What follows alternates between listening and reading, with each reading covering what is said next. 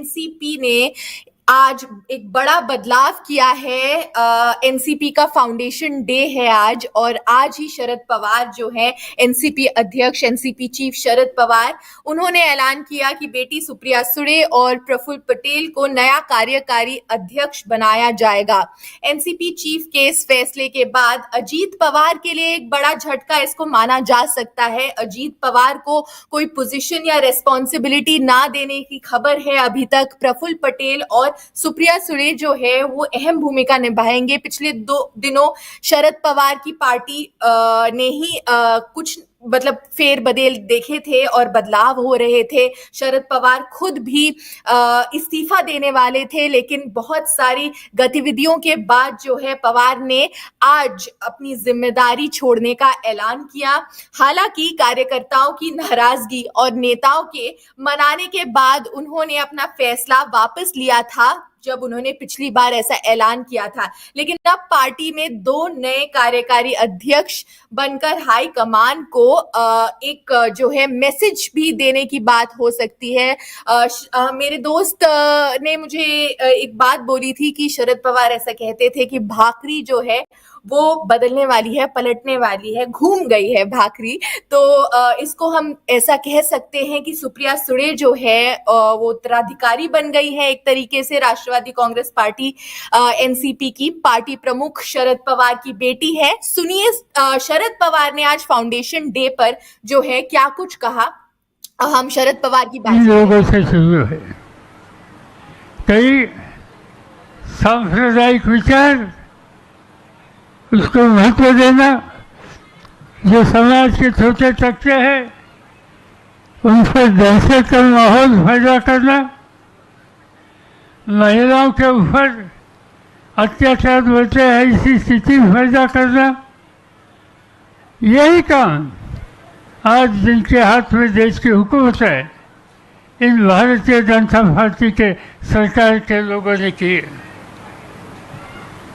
कई बातें हम देखते हैं, एक दिन ऐसा नहीं जाता कि देश के कहीं न कहीं हिस्से में कहीं अत्याचार, चाहे महिलाओं के ऊपर हो, अल्पसंख्यकों के ऊपर हो, दलित आदिवासियों के ऊपर हो, जगह जगह पर ये स्थिति आज देखने के लिए मिलती है। क्योंकि भारतीय जनता पार्टी की हुकूमत आने के बाद समाज के छोटे तबके हैं, उनको हित की रक्षा करना, ये बात भारतीय जनता पार्टी मानती नहीं।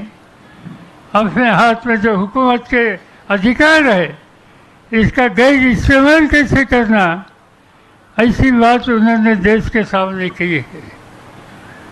आज देश के 50% से ज़्यादा आबादी किसानों की है कि जो धरती में मेहनत करके देश की भूख की समस्या हल करने के लिए अपना खून पसीना देता है। आज इस किसानों की स्थिति गंभीर है। 2 दिन पहले भारत सरकार ने जो किसानों की पैदावारी है, इसकी कीमत बढ़ाने के लिए कोई बयान दे दिया देश के सामने। एक तरफ से किसानों की पैदावारी को हम अच्छी कीमत देना चाहते हैं, ऐसा बना होता है, और दूसरी तरफ से वो जो पैदावारी है, उस पैदावारी को खरीदने के लिए कि जो कीमत देने का वायदा किया था, इस कीमत को खरीदने के लिए भारत सरकार ने कोई मशीनरी सामने रखी नहीं, कोई इंतज़ाम सामने रखा नहीं। और इसीलिए आज देश का किसान संकट में है। वो चाहता है कि कुछ न कुछ परिवर्तन होने की आवश्यकता है। जहाँ तक महिलाओं की बात है, ये बात मैंने कही, मगर साथ साथ नई पीढ़ी की स्थिति क्या है।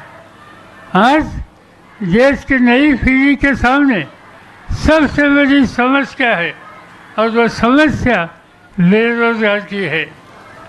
और ये बेरोजगार की समस्या देखने के बाद आज नौजवान हताश हो रहा है, काम करने के लिए चाहे वहाँ जाने के लिए तैयार है, मगर उनका मौका मिलता नहीं। ये स्थिति आज नौजवानों के देशों में है। आज भारतीय जनता पार्टी देश के हुकूमत में है, मगर देश का आम नागरिक हो, चाहे किसान हो, चाहे नौजवान हो, चाहे महिला हो, चाहे आदिवासी या दलित हो, उनको पता लगा है कि ये हुकूमत हमारे हितों की रक्षा करने के लिए नहीं है। और इसीलिए 5 साल पहले या 9 साल पहले भारतीय जनता पार्टी के हाथ में देश की हुकूमत आ गई, मगर आज आम जनता को यह अंदाज़ा आया है कि यह हुकूमत जिन्होंने बड़े बड़े वायदे किए थे, इस वायदे पूरे करने के लिए ये लोग नज़रअंदाज हो रहे, कोई कामयाब हो नहीं रहे। और इसीलिए कई राज्यों में आज बदलाव की स्थिति देखने के लिए मिलती है। आप पूरे देश का नक्शा आपके सामने रखिए, देश में बदलाव का एक माहौल बन रहा है। केरल जैसा राज्य, वहाँ भारतीय जनता पार्टी हुकूमत में नहीं है। तमिलनाडु में जाइए, वहाँ भारतीय जनता पार्टी हुकूमत में नहीं है। कर्नाटक का चुनाव होगा, वहाँ भारतीय जनता पार्टी हुकूमत में। आज आंध्र में देखो, साथ साथ कई ऐसे राज्य हैं, चाहे उड़ीसा हो, चाहे वेस्ट बंगाल हो, ऐसे कई राज्य, झारखंड हो, दिल्ली हो, राजस्थान हो, पंजाब हो, इन सभी राज्यों में आज भारतीय जनता पार्टी को दूर रखने का काम वहाँ की जनता ने किया है। और जिन राज्यों में भारतीय जनता पार्टी आई है, जैसे प्रफुल्ल भाई ने कहा, चाहे गोवा हो या चाहे मध्य प्रदेश हो, वहाँ भारतीय जनता पार्टी की हुकूमत नहीं थी। मध्य प्रदेश में कमलनाथ की हुकूमत थी, मगर वहाँ एमएलए को छोड़कर, रिश्वत देकर, कुछ गलत रास्ते पर जाकर इस सरकार को तोड़कर ये हुकूमत हाथ में लेने का काम भारतीय जनता पार्टी ने किया। उन लोगों को पसंद नहीं है और इसीलिए जो कुछ गलत काम करते हैं, राज्य के देश के हितों की रक्षा करते हैं, उनको दूर रखना आपका, तुम्हारा, मेरा सबका फर्ज है। और ये करने के लिए मुझे लगता है कि ये साल बड़ा इम्पोर्टेंट साल है। इसी साल में चुनाव का मामला सामने आएगा और मुझे मिलकर पूरा विश्वास है इस देश के विपक्ष के लोग मिलकर इस चुनाव का सामना करेंगे कि देश में परिवर्तन आएगा, देश का मतदान रहेगा। मुझे याद है 1977 में ऐसी स्थिति थी, कोई एक नेता सामने नहीं था, पर लोगों ने बदलाव का मन बनाया और बदलाव का मन बनाने के बाद चुनाव के बाद एक नया माहौल देश में पैदा हो गया और जनता पार्टी की हुकूमत आई थी। आज वही स्थिति देश में दिख रही है और इसीलिए आज सबसे ज़्यादा ज़रूरत किसकी है, तो अलग अलग विचारों के, मगर कोई कॉमन प्रोग्राम पर आगे जाने के लिए तैयारी रखने के लिए सब विपक्ष के लोगों को इकट्ठा करके जाना पड़ेगा। मिलकर हाथों में हाथ, कंधे में कंधा लेकर लोगों के सामने देता जाना पड़ेगा। मुझे पूरा विश्वास है इस देश की जनता परिवर्तन के लिए सभी विपक्ष में मदद करेगी। कल के 23 तारीख को हम सब लोग बिहार में जाकर मिलेंगे, बैठेंगे, एक कार्यक्रम तय करेंगे और इस कार्यक्रम के लिए पूरे देश में घूमकर लोगों के सामने वो कार्यक्रम रखेंगे और परिवर्तन का रास्ता देश के साथियों को देकर ये देश का नक्शा बदलेगा, इस पर हम ध्यान देंगे। यही विश्वास मैं यहाँ व्यक्त करता हूँ। और ये करना हो तो संगठन मजबूत करने की ज़रूरत है। जैसे प्रफुल्ल भाई ने कहा कि राष्ट्रवादी कांग्रेस पार्टी इसका संगठन, चाहे नौजवान हो या हमारे युवक हो, हमारे महिला हो, हमारी युवता हो, हमारे अल्पसंख्यक हो और हमारे किसान और बाकी सब सेल से सभी लोगों ने मिलकर हम मेहनत करेंगे, काम करेंगे और देश में बदलाव लाएंगे। यही विश्वास मैं आपको देता हूँ और आपकी इजाज़त लेता हूँ। जय हिंद, नमस्कार। एक एक एक एक एक एक एक एक एक एक एक जो जैसे मैंने कहा कि देश को परिवर्तन लाने के लिए राष्ट्रवादी कांग्रेस पार्टी, उन्हें मजबूत करने का काम हम सब लोगों को मिलकर करना पड़ेगा। और इसीलिए हमने कुछ साथियों के ऊपर कुछ न कुछ जिम्मेदारी देने का तय किया। जैसे प्रफुल्ल पटेल, आज उनके सामने हम राष्ट्रवादी कांग्रेस पार्टी के वर्किंग प्रेसिडेंट की जिम्मेदारी उनके कंधे पर दे रहे हैं और साथ साथ उनके पास मध्य प्रदेश, गुजरात, राजस्थान, झारखंड, गोवा राज्यसभा का काम और इन राज्यों की जिम्मेदारी उनके कंधे पर दे रहे। दूसरी जिम्मेदारी सुप्रिया सुले, पार्लियामेंट के सदस्य, उनको भी हम वर्किंग प्रेसिडेंट का अनाउंसमेंट करते हैं और उनके साथ महाराष्ट्र, हरियाणा, पंजाब महिला, युवती एंड लोकसभा का कोऑर्डिनेशन, ये काम उनके ऊपर रखते हैं।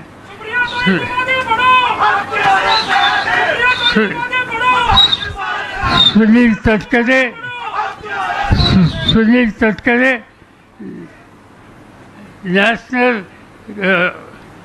जनरल सेक्रेटरी, उनके पास उड़ीसा, वेस्ट बंगाल और national committees, session, conferences, election commission के इश्यूज, किसानों के इश्यूज, माइनॉरिटी डिपार्टमेंट, ये जिम्मेदारी उनके ऊपर दे दी।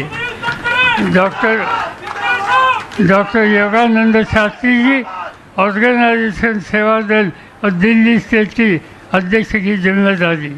के Sharma, national general secretary, Uttar Pradesh, Uttarakhand, Himachal Pradesh panchayat raj department.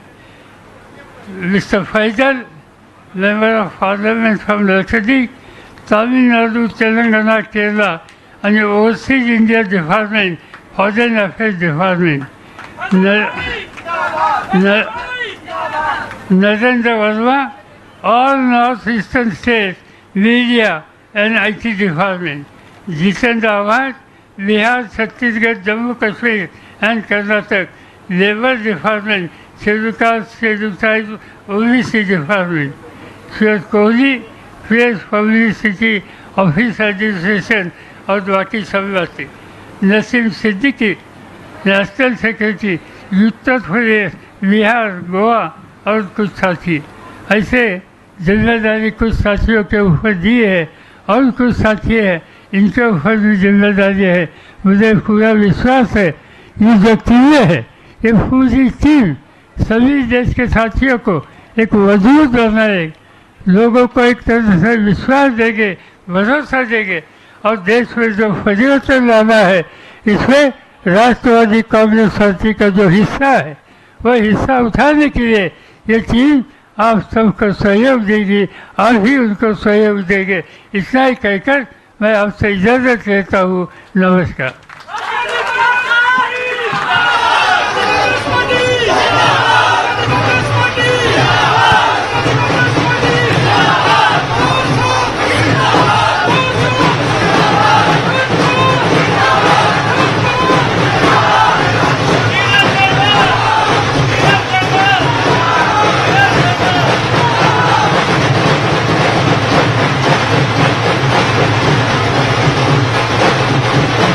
अब आज का कार्यक्रम का अंतिम हिस्सा है, उसके बाद राष्ट्रगान होगा और उसके बाद जिसको भी स्वागत करना वो कर पाएंगे। अभी मैं पार्टी के जनरल सेक्रेटरी के शर्मा जी से कहूंगा आप आभार प्रदर्शन सबकी ओर से आज के कार्यक्रम का।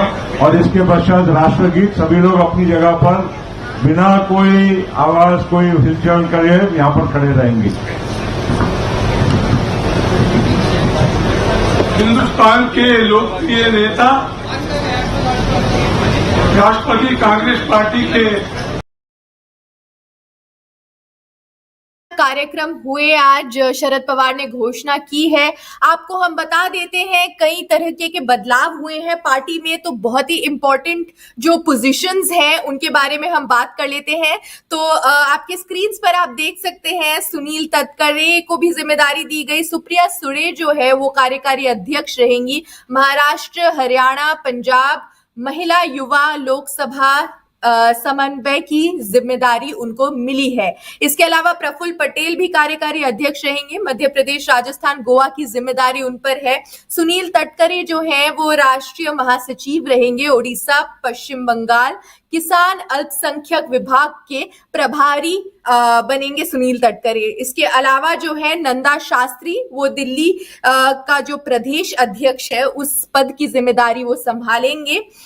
तमिलनाडु, तेलंगाना, केरल राज्यों की जिम्मेदारी इन सभी को इनको दी गई है। सबको जो जिम्मेदारियां दी गई हैं एक बार फिर से बता देते हैं। सुप्रिया सुळे और प्रफुल्ल पटेल जो है वो कार्यकारी अध्यक्ष रहेंगे, वर्किंग प्रेसिडेंट रहेंगे इस पार्टी के। महाराष्ट्र, हरियाणा, पंजाब महिला युवा लोकसभा समन्वय की जिम्मेदारी सुप्रिया सुळे के कंधों पर है। प्रफुल्ल पटेल के पास कार्यकारी अध्यक्ष का पद भी है और मध्य प्रदेश, राजस्थान और गोवा की जिम्मेदारी उन पर रहेगी। सुनील तटकरे वहीं ओडिशा, पश्चिम बंगाल किसान और अल्पसंख्यक विभाग के प्रभारी रहेंगे और नंदा शास्त्री तमिलनाडु, तेलंगाना, केरल राज्यों की जिम्मेदारी संभालेंगे। आपके स्क्रीन पर आप देख सकते हैं कि ये चार प्रमुख जो है बने हुए हैं इस पार्टी के, और सुप्रिया सुळे, प्रफुल्ल पटेल इन दोनों को ही कार्यकारी अध्यक्ष बनाया गया है। सुनील तटकरे जो है वो राष्ट्रीय महासचिव रहेंगे और नंदा शास्त्री दिल्ली के प्रदेश अध्यक्ष बने।